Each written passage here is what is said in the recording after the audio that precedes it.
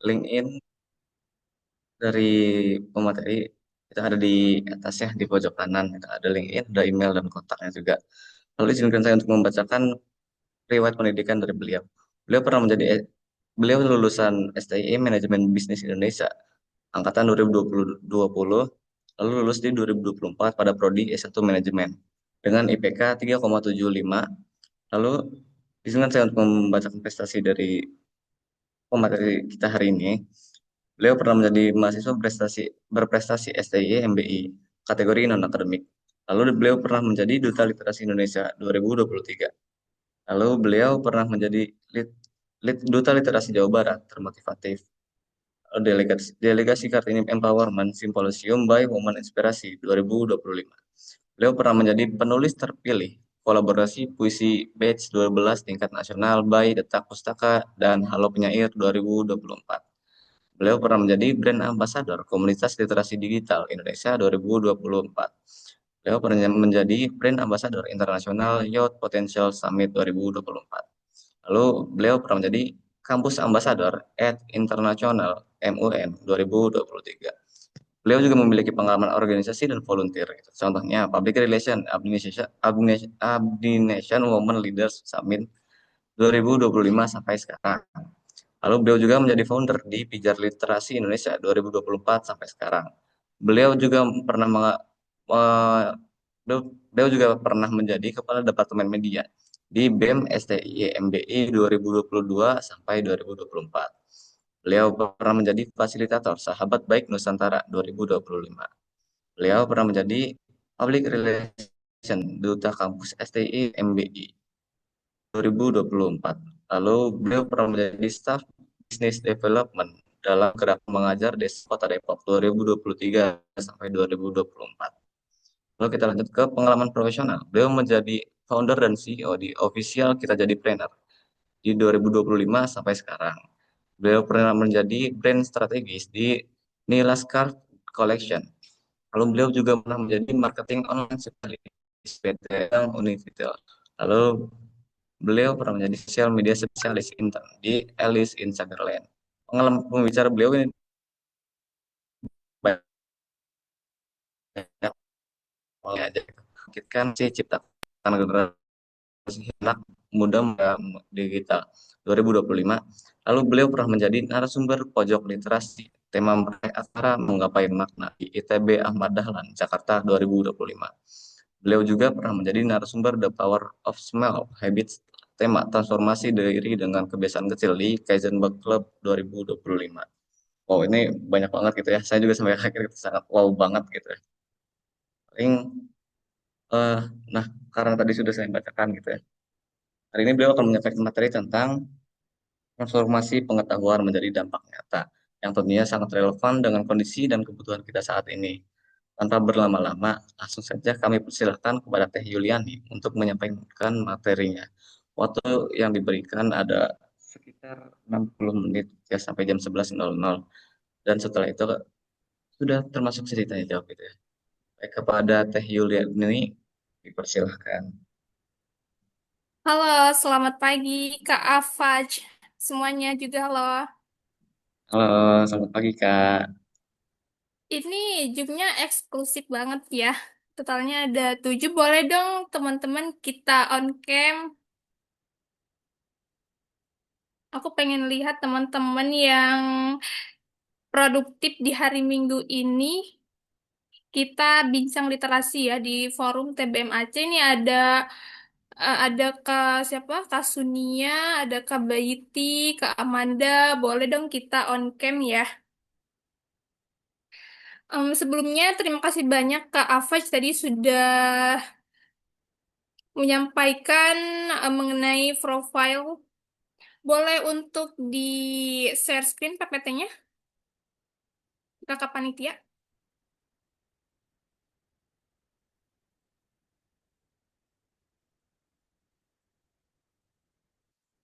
Oke, tadi sudah disampaikan ya oleh Kak Afaj untuk tema bincang literasi hari ini yaitu transformasi pengetahuan menjadi dampak nyata. Teman-teman, seperti yang kita ketahui, kalau literasi itu bukan suatu pilihan, tetapi suatu keharusan. Semakin kita kuat pemahaman, semakin kuat juga kita melangkah. Tapi tentunya di Indonesia ini untuk literasi masih dalam kondisi yang perlu untuk kita sebagai pemuda, pemerintah, lembaga, komunitas untuk bisa berkontribusi meningkatkan literasi di Indonesia. Karena literasi di Indonesia ini masih sangat rendah dibandingkan dengan negara-negara lainnya. Untuk jika menurut UNESCO, kalau literasi di Indonesia itu hanya 0,001%, teman-teman. Yang mana artinya jika ada 1.000 orang Indonesia itu berarti hanya satu orang nih yang senang membaca. Tentu aja itu ada faktor-faktor nih yang mempengaruhi kenapa sih literasi di Indonesia ini bisa rendah dan juga bagaimana kita sebagai generasi pemuda penerus bangsa yang bisa mentransformasikan pengetahuan kita ini dari literasi tersebut itu menjadi aksi nyata gitu ya, menjadi perubahan sosial. Oke, dengan begitu materi ini sangat relevan untuk era saat ini dan juga mungkin keresahan-keresahan dari teman-teman terkait literasi. Boleh untuk di next ke slide selanjutnya, Kak.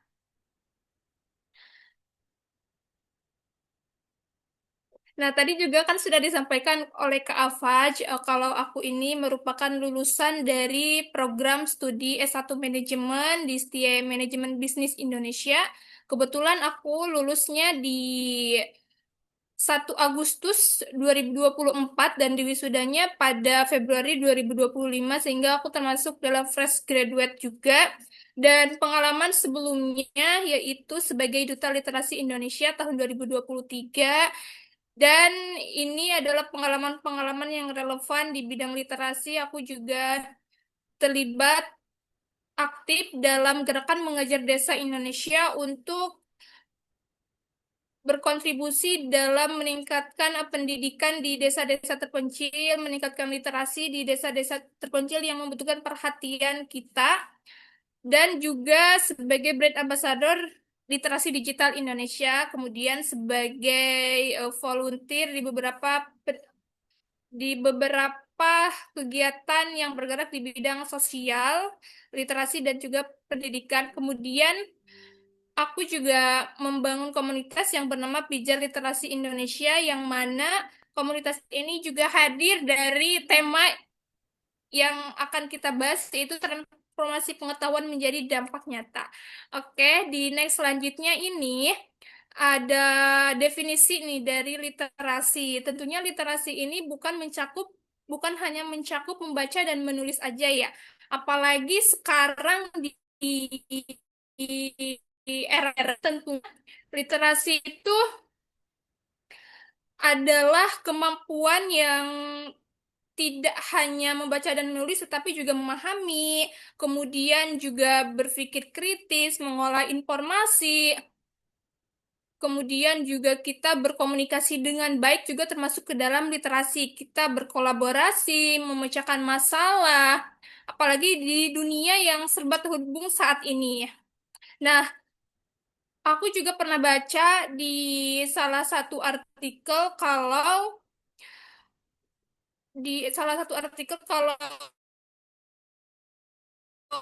salah satu untuk kita pelajari atau kita miliki di masa depan itu ada berpikir kritis, kemudian juga ada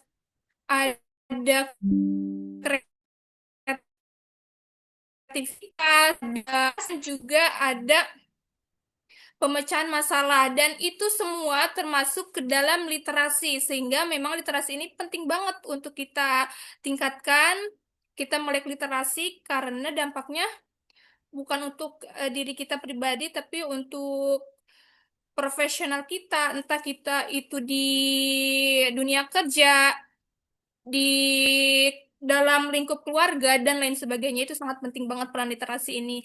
Nah, ada 6 jenis literasi dasar nih teman-teman menurut Kemendikbudristek yang dikutip dari buku panduan Gerakan Literasi Nasional. Yang pertama itu adalah literasi baca dan tulis. Nah, meskipun literasi itu bukan tentang membaca dan menulis aja, tetapi salah satu literasi dasar yang perlu kita kuasai itu adalah membaca dan juga menulis. Teman-teman setuju kan? Nah, ini juga kan telah dikutip dari buku panduan Gerakan Literasi Nasional.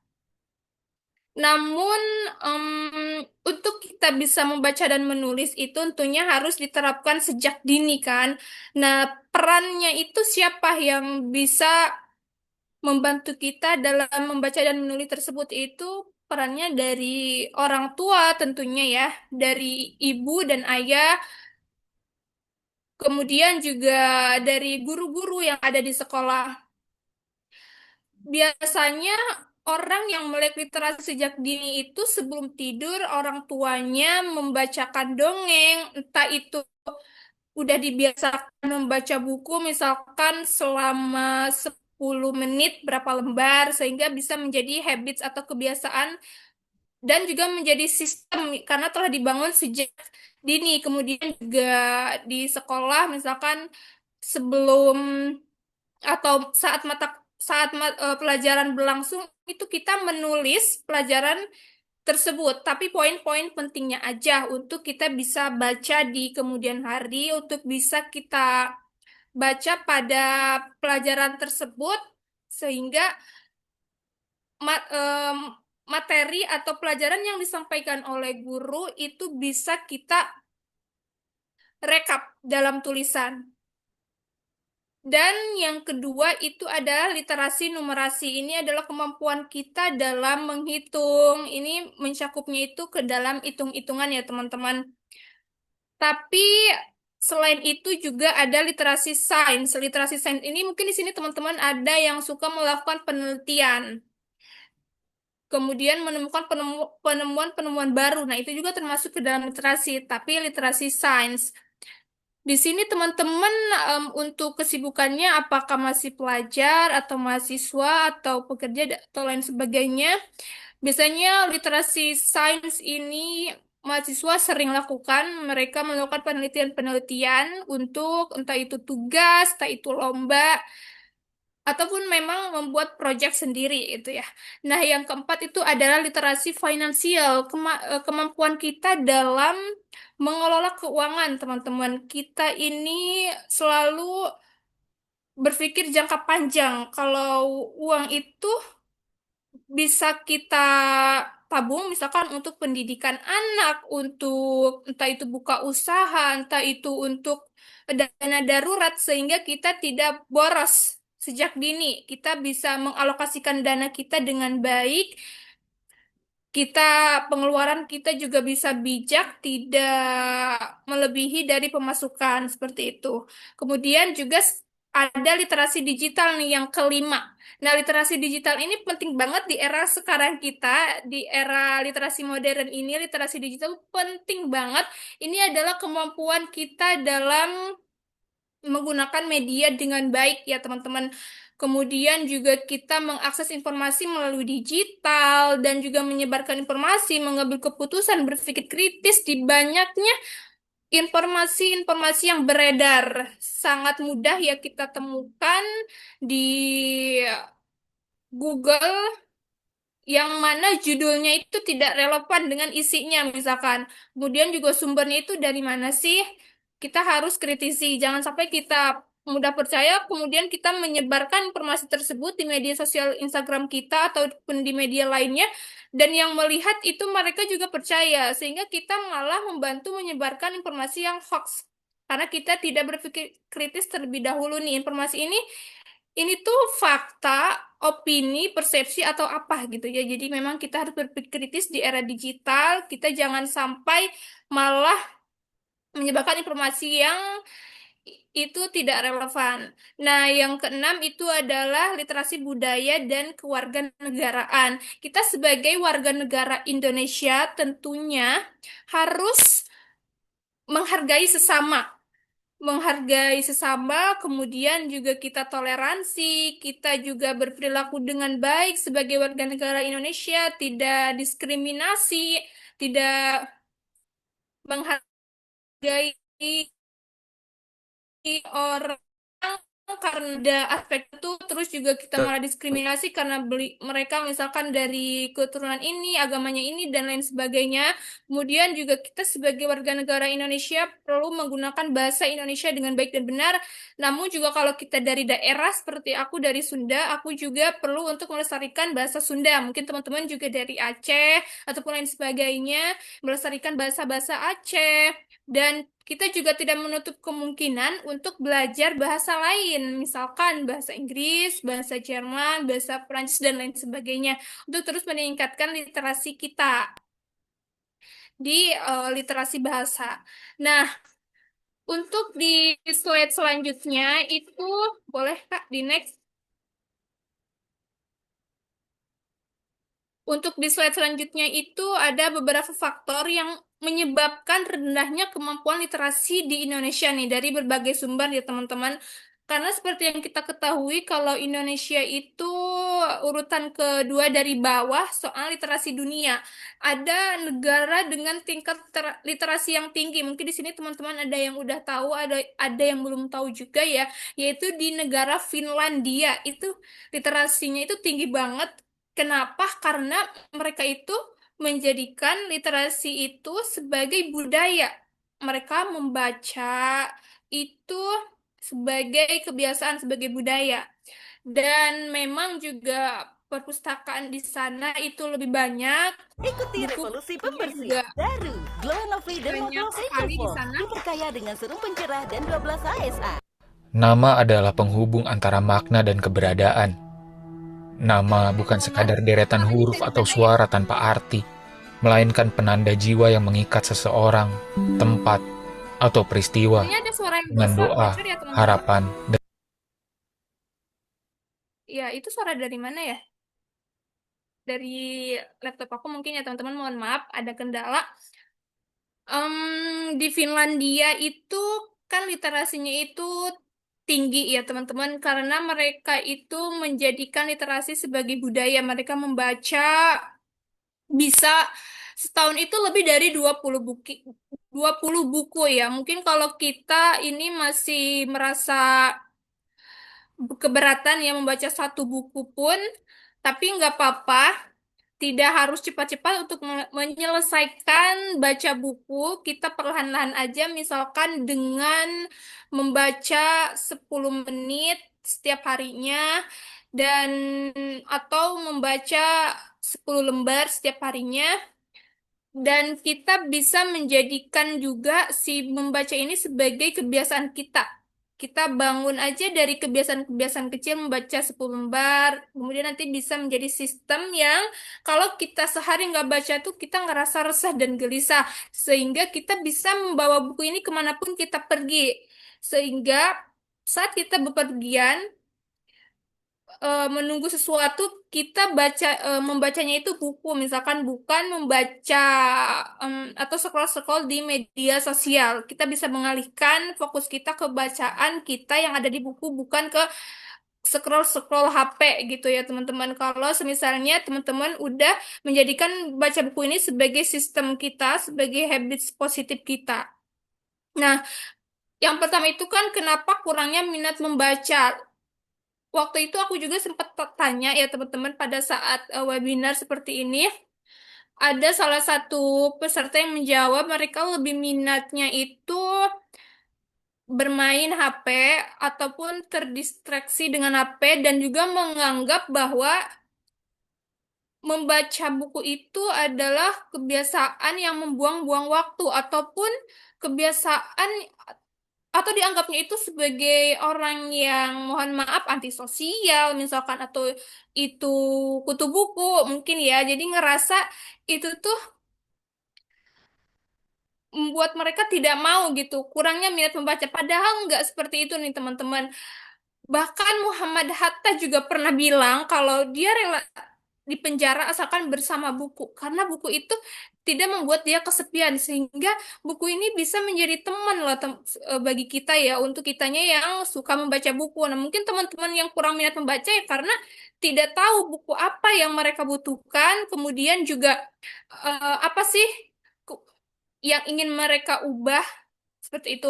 Nah, yang kedua ini kurangnya akses terhadap bahan bacaan. Memang perpustakaan yang ada di kota-kota ataupun di daerah-daerah terpencil itu sangat berbeda ya. Mungkin kalau kita di lingkungan yang serba mudah, banyak perpustakaan yang dibuka untuk umum. Misalkan sekarang ada perpustakaan Jakarta, ada perpustakaan nasional, ada perpustakaan Bogor, ada kalau ini untuk yang di daerah-daerah Jabodetabek ya, yang aku tahu itu ada di Tebet, misalkan ada di Taman Literasi, dan masih banyak lagi dibandingkan dengan yang ada di pedesaan. Perlunya untuk donasi-donasi buku juga dari entah itu komunitas, pemerintah, agar bisa memperluas bahan bacaan. Sekarang juga kan adanya apa ya, perpustakaan keliling. Mungkin teman-teman pernah ada daerahnya mendapatkan akses tersebut. Dan yang ketiga itu adalah tingginya tingkat kesenjangan sosial. Untuk membeli buku pun perlu mikir dua kali, entah itu harganya yang mungkin mahal ataupun betul Kak, itulah salah satunya kenapa Taman Bacaan hadir Kakak dan disatukan dalam forum TBM. Masya Allah, keren banget ya forum TBM Aceh ini. Em, yang ketiga itu kan tingginya tingkat kesenjangan sosial ya teman-teman. Tadi sudah disampaikan juga bahwa untuk membeli buku pun itu perlu mikir dua kali. Harganya mungkin yang lebih tinggi, uangnya untuk kebutuhan lainnya gitu ya. Kalaupun mau membeli buku digital juga perlu bayar. Nah, kadang juga mereka ada salah satu oknum lah yang misalkan mendownload buku digitalnya itu, membelinya itu dari website yang tidak resmi, sehingga itu kan bajakan. Artinya juga kita tidak menghargai nih si penulis buku tersebut. Kalau kita membeli buku bajakan secara digital pun itu kan eh, salah satu kita tidak menghargai si penulis, yang kedua juga kita berarti belajar untuk curang kan kalau kayak gitu. Yang ketiga, ilmu yang kita masukkan ke dalam kepala itu takutnya nggak berkah karena hasil dari bajakan. Nah, yang keempat itu pengaruh teknologi digital. Lebih banyak yang lebih senang scroll-scroll sampai berjam-jam dibandingkan dengan baca buku ataupun em, kegiatan lainnya yang termasuk dalam aspek literasi. Banyak yang bilang kalau kita nggak punya waktu, padahal kita sama-sama dikasih waktu 24 jam dalam sehari. Kenapa ada orang yang bisa membangun habits membaca buku tersebut? Karena padahal scroll-scroll pun itu bisa menghabiskan waktu berjam-jam loh. Ada yang nggak sadar sampai 2 jam. Padahal membaca buku itu cuma 10 menit. Ya itulah mengapa memang kita harus sadar diri terlebih dahulu ya. Yang terakhir ini adalah kualitas pendidikan dan model pembelajaran di sekolah. Tentunya juga untuk guru di pedesaan sama yang di kota-kota itu pasti untuk kualitasnya berbeda ya teman-teman. Sehingga juga apa yang mereka sampaikan ke murid-muridnya itu belum seluas apa yang diterima oleh guru-guru yang ada di kota-kota tersebut. Namun memang ini adalah PR pemerintah, PR kita juga sebagai pemuda, makanya kenapa harus adanya volunteer-volunteer ke daerah untuk bisa membantu meningkatkan akses pendidikan ke anak-anak yang terpencil tersebut. Next, Kak.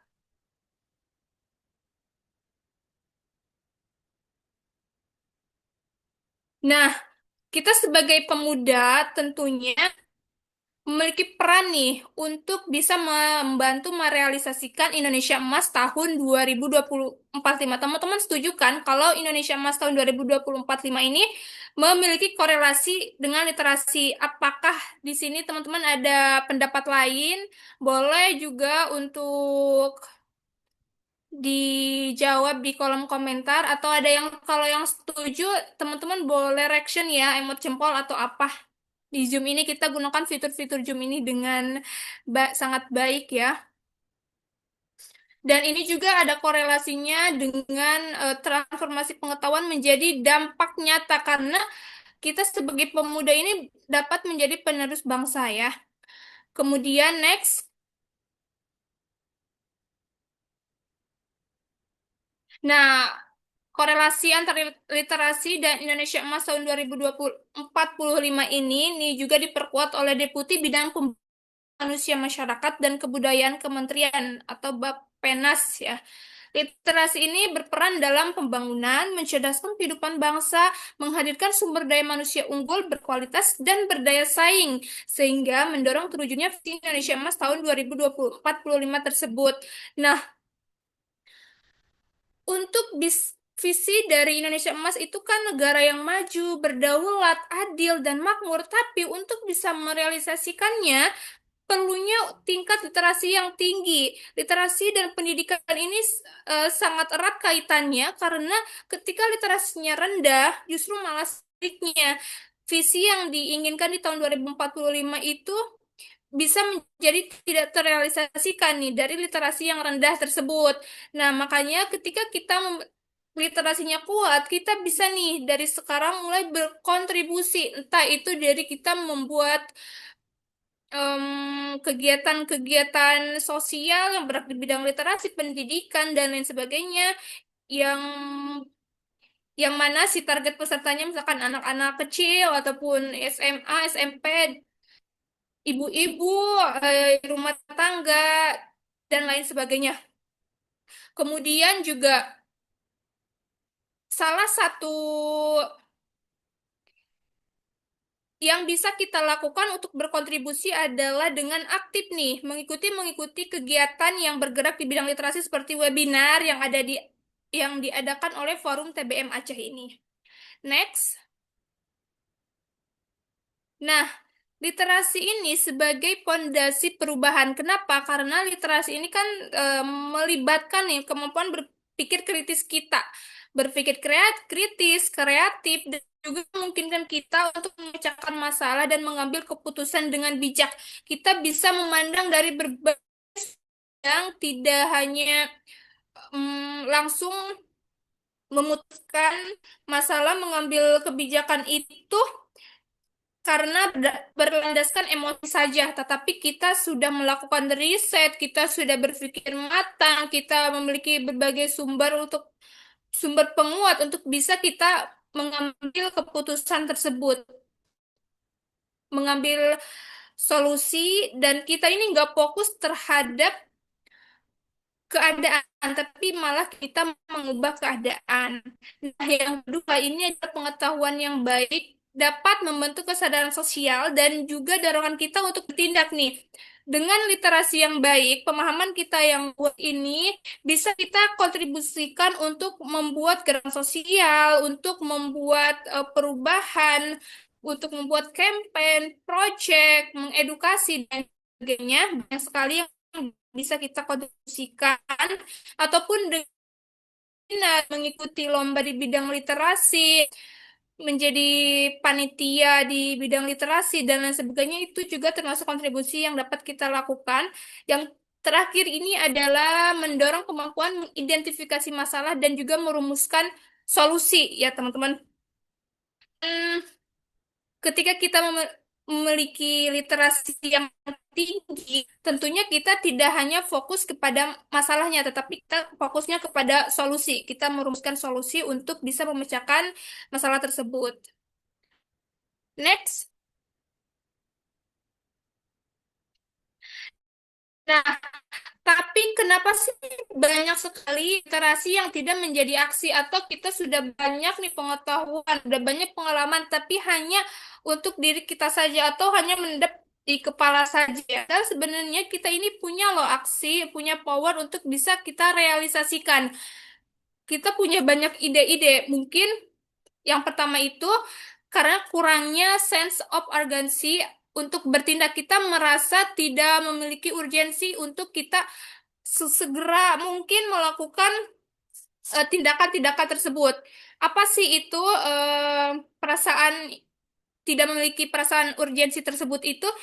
Kita ini tidak merasa bahwa ini tuh tidak penting, ini tidak perlu untuk diselesaikan. Padahal memiliki rasa urgensi itu sangat bagus, teman-teman.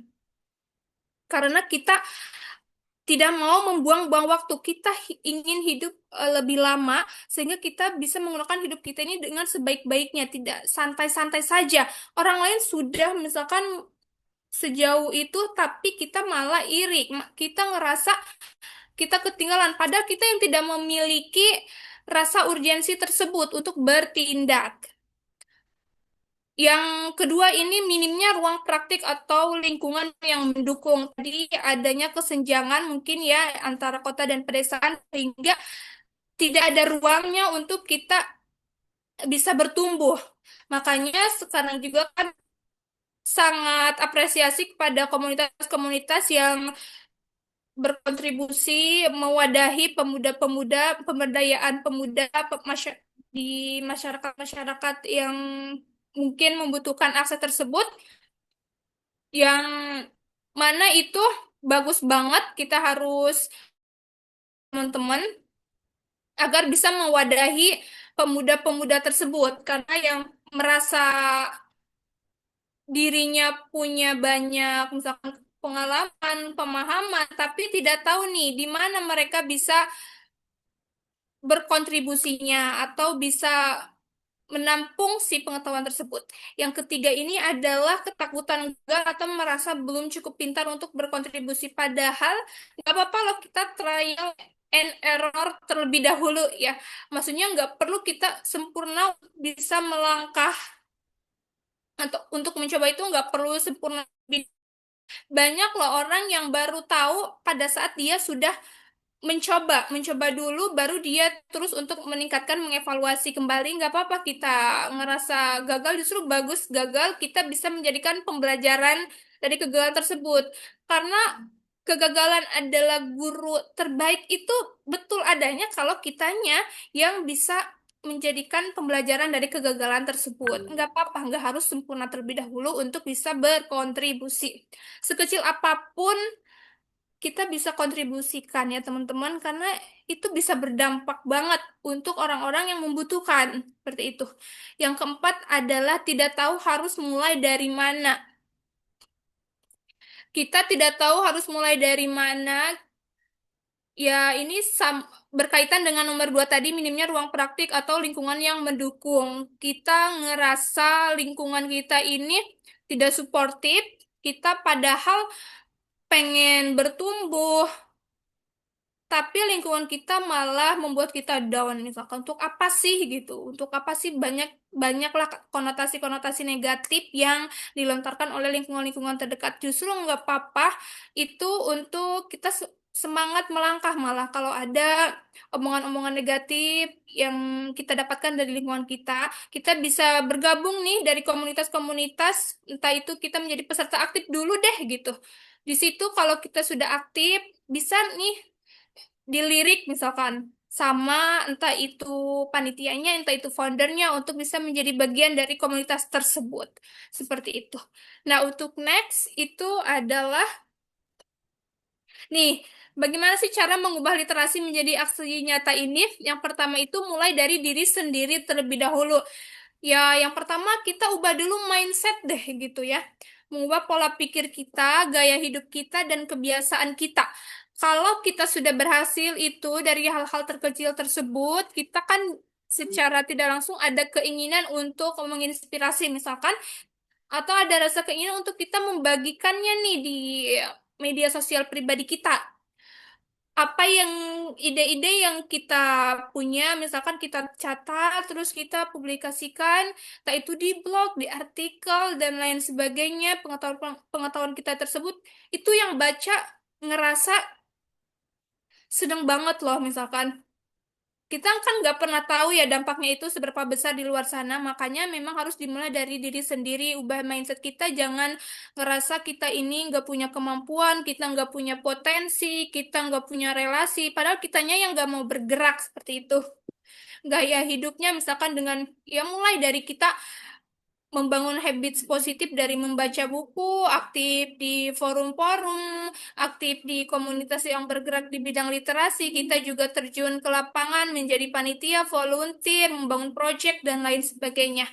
Nah, yang kedua ini peduli terhadap isu yang ada dan cari tahu nih apa yang dapat kita kontribusikan. Nah, untuk bisa mengubah literasi menjadi aksi nyata ini, tentunya kita harus banyak membaca ya. Membacanya itu dari berbagai eh, banyak caranya, entah itu dari buku, entah itu dari eh, artikel-artikel, jurnal-jurnal, atau yang sedang ramai diberitakan. Misalkan sekarang isunya apa nih?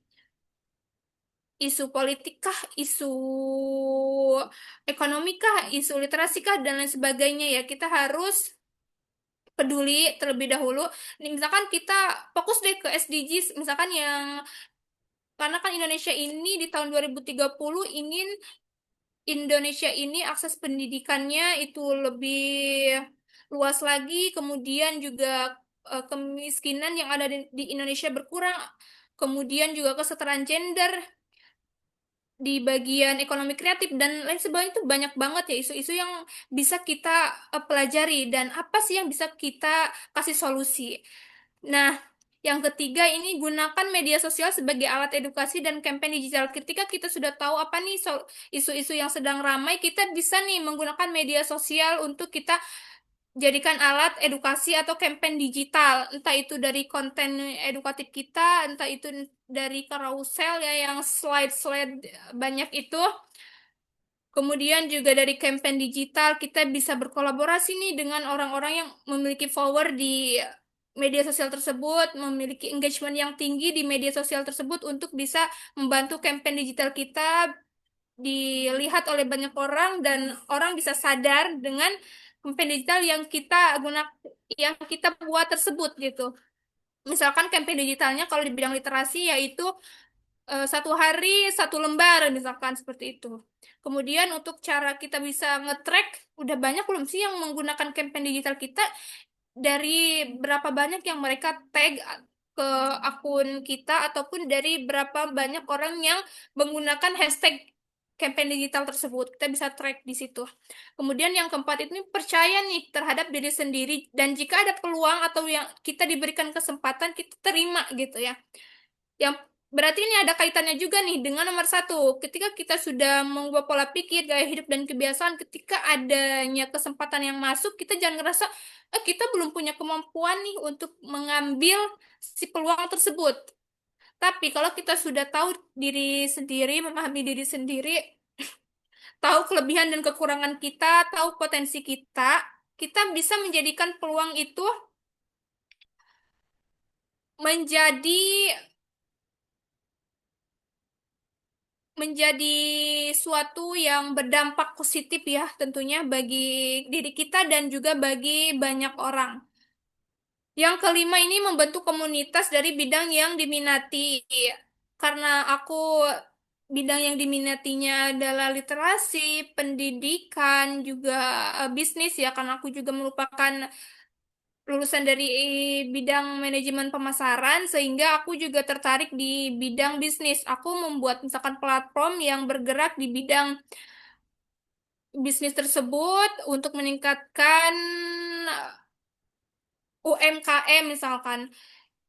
Itu berarti kita membuat komunitas dari bidang-bidang yang kita minati. Salah satunya juga literasi yang relevan. Aku membangun Fijar Literasi Indonesia dari yang isu-isu yang sedang ramai diperbincangkan, misalkan literasi Indonesia ini rendah nih. Sekarang juga sudah banyak banget komunitas yang berkontribusi untuk meningkatkan literasi, untuk menyadarkan betapa pentingnya literasi kepada masyarakat, salah satunya di TBM ini ya.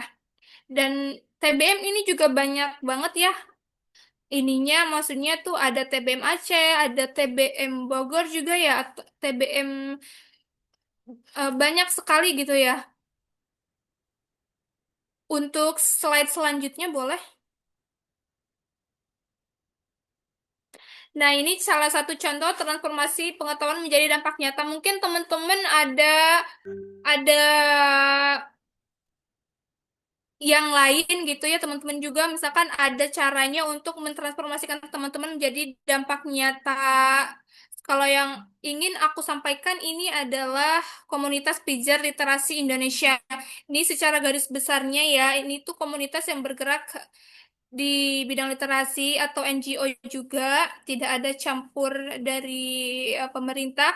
Ini tuh hadir murni kita sebagai pemuda untuk meningkatkan literasi masyarakat Indonesia melalui pendekatan edukasi, kampanye, aksi nyata, dan kolaborasi. Nah, kita ini percaya kalau literasi ini dapat menjadi pijar atau cahaya nih yang mampu menerangi jalan setiap individu menuju masa depan yang lebih cerah, inklusif, dan berkelanjutan. Makanya, kenapa kita namakannya pijar literasi Indonesia? Karena literasi ini bisa menjadi cahaya untuk kita. Dan salah satu program yang dibangun yaitu edukasi literasi, kemudian juga ada konten edukatif, buku mengubah hidup dan menginspirasi. Yang terakhir ini adalah aksi jejak literasi, yang mana ini ada program sosial yang kita turun ke lapangan, seperti itu. Mungkin teman-teman ada studi kasus lain ataupun ada seseorang yang menginspirasi teman-teman yang sudah berhasil mentransformasikan pengetahuannya menjadi dampak nyata perubahan gerakan sosial dan lain sebagainya. Oke, next. Oke, hanya itu saja yang dapat aku bagikan dalam sesi bincang literasi hari ini. Untuk selanjutnya aku kembalikan ke moderator, ke Kak Afaj. Oke, terima kasih Teh. Oke, terima kasih kepada Teh Yuliani atas pemaparan materi yang sangat menarik dan informatif. Kita akan lanjut ke sesi tanya jawab. Bagi peserta yang ingin bertanya, silakan tulis pertanyaan di kolom chat atau gunakan fitur raise hand agar dapat menyampaikan secara langsung. Oke, barangkali dari Kak Asep, Kak Yogi, Kak Baiti, Kak Desi, Kak Karol, Kak Rahmania, Kak Sunia, barangkali ada yang mau ditanyakan. Maka, oh bangga, bangga, bangga. Silakan Kak. Ya, Kak, baik. Hmm, saya dulu deh ngomentarin. Eh, Menarik sekali ya, kalau menurut saya Kak Yuliani ini termaksud Gen Z ya, karena baru juga Iya, lulus ya. Kebetulan betul, Kak. kami anggota milenial gitu ya. Jadi eh, kalau di TBM sendiri itu sekarang ini untuk ngajak Gen Z tuh lumayan susah-susah gampang ya. Jadi saya mau nanya, apa sih tren yang eh, lagi ada ya di Gen Z untuk bidang literasi begitu? Karena ada beberapa yang begini. Kami itu kan bentuknya Taman Baca Masyarakat ya. Kebetulan saya adanya di Kabupaten Aceh Barat Daya. Jadi forum TBM itu dia membawahi beberapa taman baca masyarakat. Kalau di Aceh itu ada 56 taman baca masyarakat yang dibangun oleh masyarakat sendiri begitu. Nah, rata-rata penggiatnya ini kan orang-orang Bumblebee ya, Bumblebee milenial gitu. Nah, ada beberapa kasus, misalnya eh, ada anak Gen Z tuh dia tertarik di bidang lingkungan, literasi dan lain-lain begitu. Datang ke kami terus kayak, ayo Kak kita mau kerjasama ini kayak gitu kan. Tapi ketika mereka punya masa yang lebih banyak, kami kan bergeraknya di konsisten ya, di konsisten bukan di yang penting banyak masa gitu. Tapi geraknya di konsisten dan ada output gitu. Ketika kami tanyakan outputnya, mereka bilang apa itu output begitu. Jadi mungkin bisa diberikan pemahaman bagaimana kami tetap merangkul Gen Z begitu eh, supaya literasi ini tuh sama-sama jalan gitu. Eh, kita tetap bergerak, mereka juga tetap bergerak, tapi ada eh, titik temu atau jalan tengahnya gitu. Terima kasih, Kak. Oke, Kak. Makasih banyak atas pertanyaannya yang menarik banget ini. Langsung aku jawab aja, Kak, atau mungkin ada teman-teman lain lagi yang ingin bertanya ditampung terlebih atau bagaimana, Kak?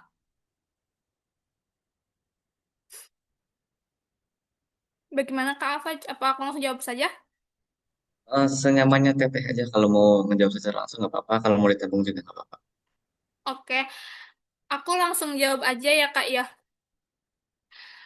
Mungkin tadi kan pertanyaan Kakak trennya ini apa sih gitu untuk Genji ini ataupun Genji punya banyak misalkan punya banyak kegiatan yang ingin dilaksanakan tapi waktu ditanya outputnya apa mereka bingung gitu ya emang apa sih outputnya gitu ya waktu itu aku sempet baca juga di salah satu berita dari berita yang resmi ya.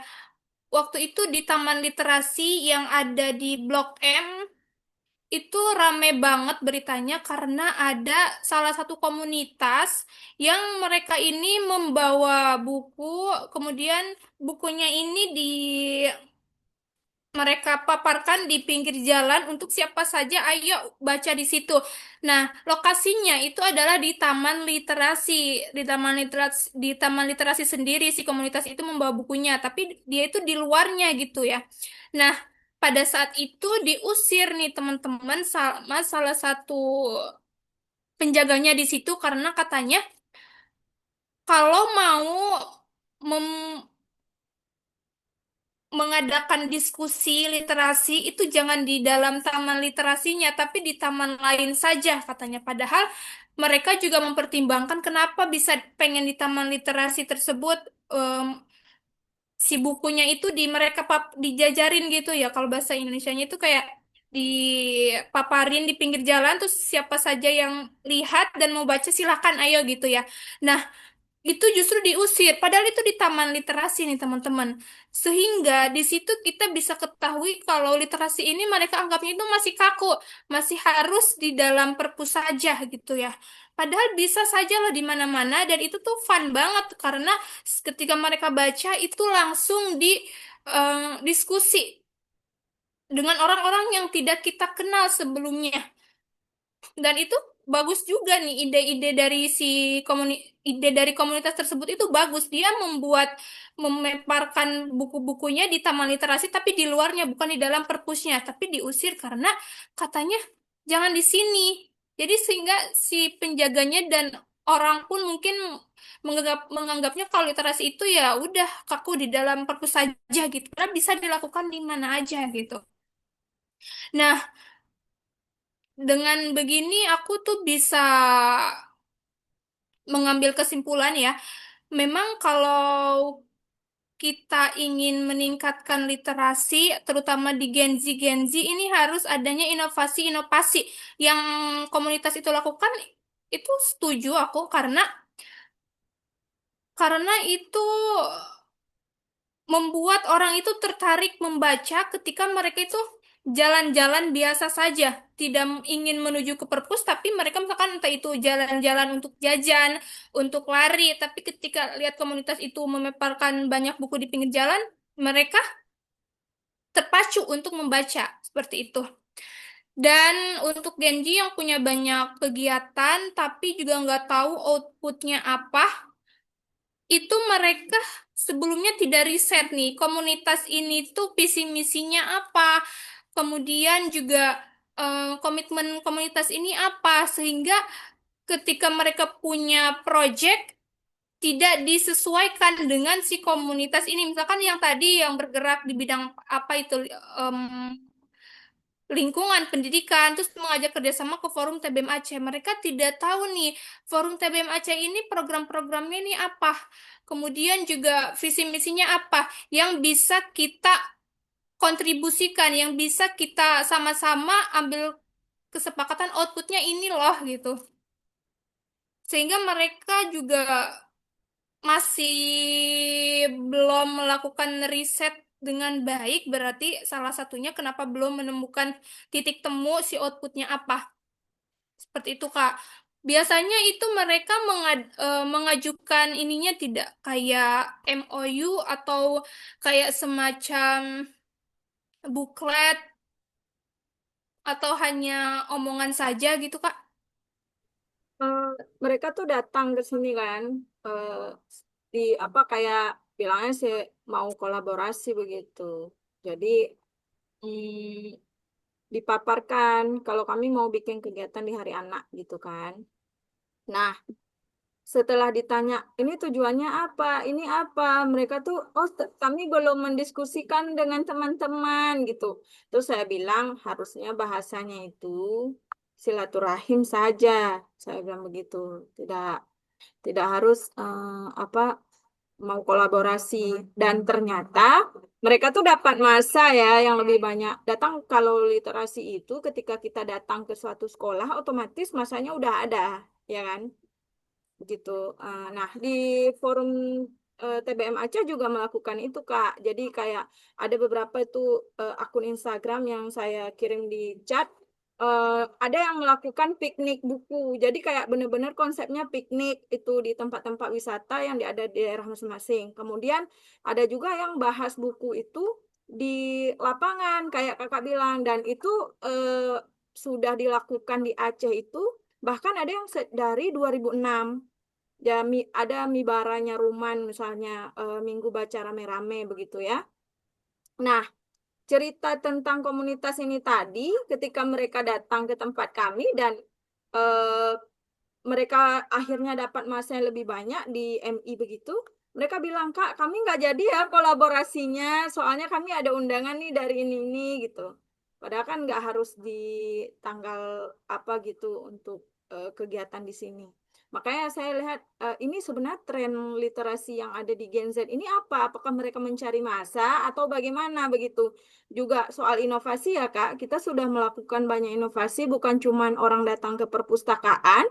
Ada sekarang itu namanya transformasi perpustakaan berbasis inklusi. Jadi kayak eh, orang-orang di perpustakaan juga belajar begitu, terutama di Taman Bahasa Masyarakat. Alhamdulillah, kalau di Taman Bahasa Masyarakat itu di forum TBM sendiri melakukan banyak sekali mengikuti arus literasi itu berkembang kemana begitu. Apakah di tingkat nasional itu misalnya lagi berkembang buku berjenjang. Oke, semua pengurusnya itu dilatih buat untuk itu gitu.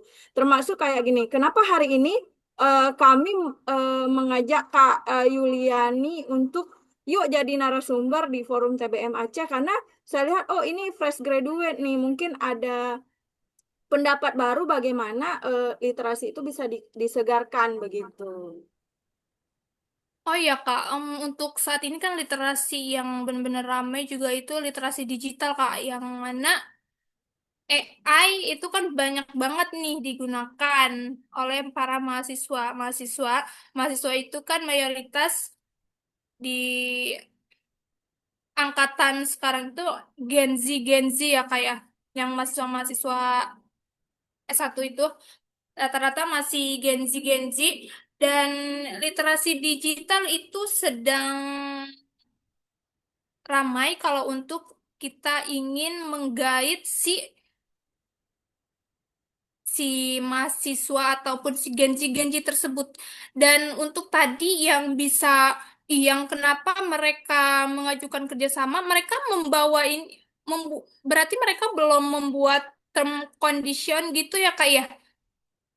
Harusnya kan di situ udah jelas sih tujuannya apa, output yang didapat apa, masa kerjasamanya itu berapa lama.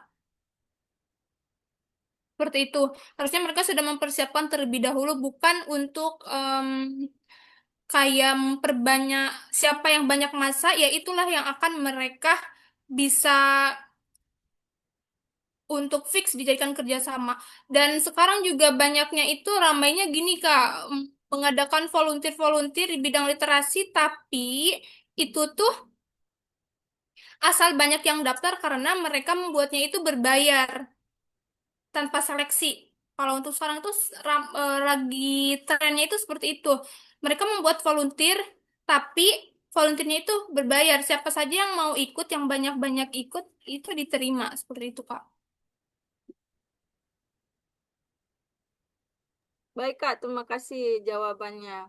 Mungkin karena kami selalu gratis ya Kak. Kapan-kapan kita bikin berbayar dengan fasilitas sesuai Gen Z kan. Mereka kan suka kayak selempang-selempangan. Kalau saya Iya, lihat. betul. Iya. Betul, Kak. Jadi mereka tuh ingin kayak ada benefit yang didapat seperti entah itu ID card, entah itu misalkan si baju kegiatannya, jaket kegiatannya. Jadi ada yang dapat mereka ini bisa eh, posting di media sosial seperti itu. Yang aku amatin sekarang trennya seperti itu, Kak. Banyak banget yang minat itu daftar seperti itu. Bahkan ada yang bisa mereka bawa pulang ataupun yang bisa mereka lihatkan lah di media sosial seperti itu.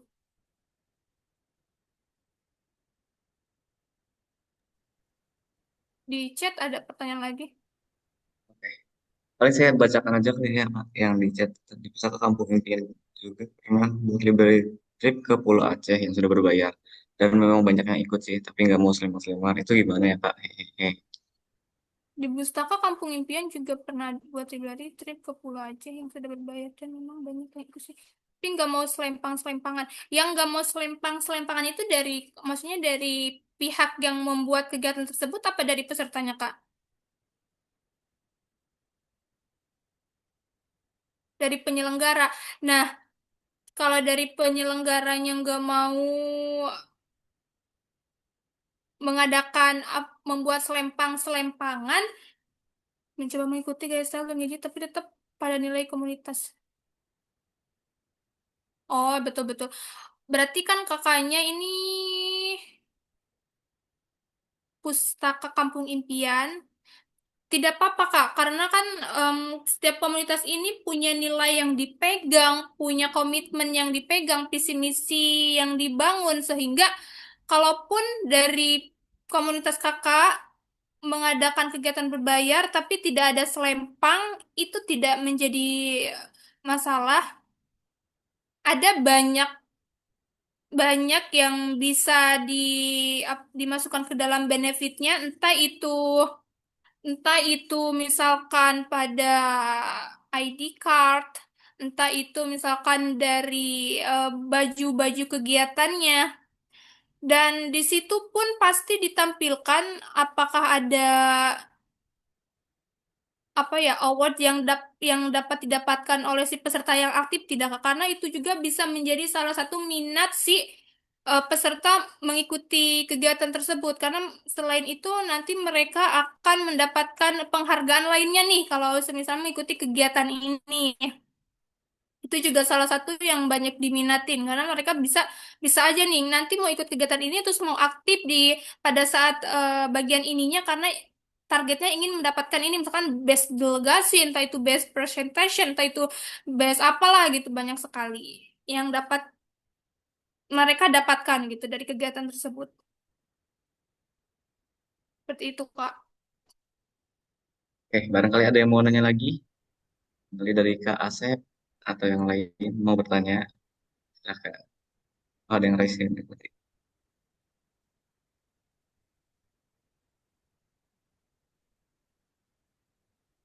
Boleh reaction ya teman-teman kalau mau tanya.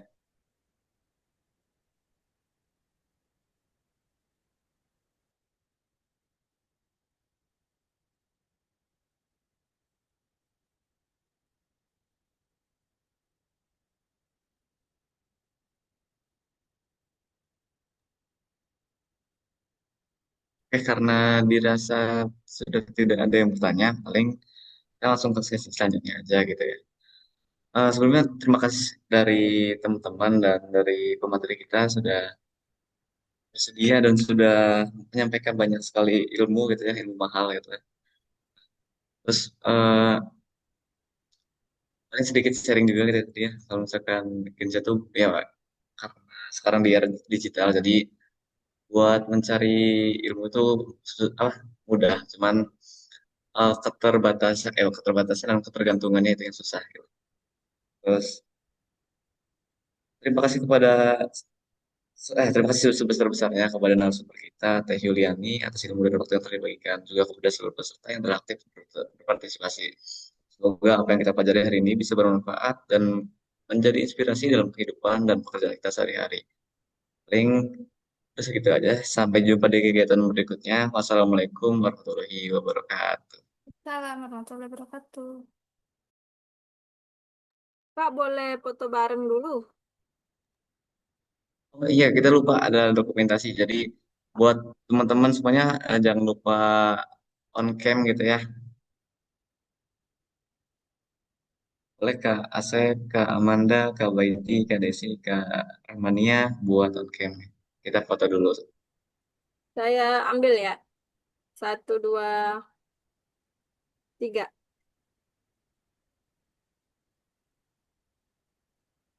Oke. Satu kali lagi ya. Salam literasi. Satu, dua, tiga. Oke. Oke, terima kasih Kak. Terima kasih semuanya. Dadah. Terima kasih semuanya, Kak Ami, Kak Yuli, Kak Asep, Kak Desi, Kak Manda, Kak Baiti. Saya izin tutup ya.